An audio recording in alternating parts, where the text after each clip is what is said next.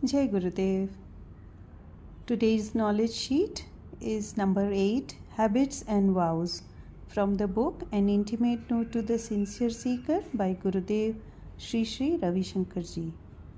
But आज मैं इसे हिंदी में पढ़ने वाली हूँ।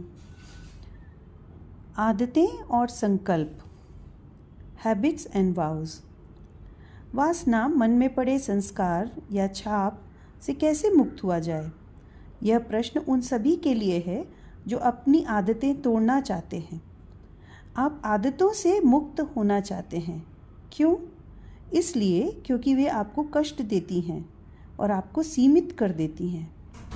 वासना का स्वभाव ही है आपको परेशान करना, बांधना, और स्वतंत्र होना जीवन का स्वभाव है। अब आत्मा को यह पता नहीं होता कि मुक्त कैसे होना है, तब वह स्वतंत्रता की चाह में जन्म जन्मांतरों तक भटकती रहती है। बुरी आदतों से बाहर आने का एक तरीका संकल्प लेना है। संकल्प समय सीमित होना चाहिए। मान लीजिए कोई व्यक्ति धूम्रपान छोड़ना चाहता है और छोड़ नहीं पा रहा, तो वह 5 दिनों तक धूम्रपान न करने का समय सीमित संकल्प ले सकता है। यदि कोई गाली देने का आदी है तो वह 10 दिनों तक गलत भाषा न बोलने का संकल्प ले सकता है। जीवन भर का संकल्प मत लें, हो सकता है आप उसे तुरंत ही छोड़ दें। अगर संयोग से टूट भी जाए तो चिंता न करें, बस फिर से शुरू करें। जब आप संकल्प पूरा कर लें तो नया प्रारंभ समय तय करें और उसे फिर से लें। धीरे धीरे अपने संकल्प की अवधि बढ़ाते जाएं, जब तक वह आपकी स्वाभाविक आदत न बन जाए। इसे संयम कहते हैं, आत्म संयम। हर व्यक्ति में कुछ न कुछ आत्म संयम होता ही है।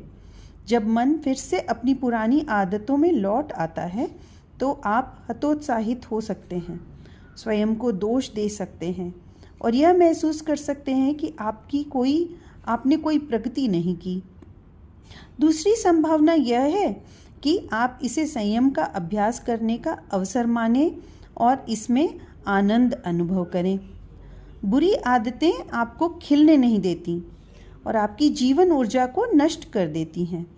संयम के बिना जीवन न तो सुखी हो सकता है और न ही रोग मुक्त।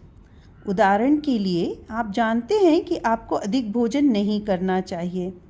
यदि आप ऐसा करेंगे तो बीमार पड़ेंगे। आत्म संयम के अभ्यास से आप अपनी जीवन ऊर्जा को एक सकारात्मक दिशा दे सकते हैं और किसी भी आदत से ऊपर उठ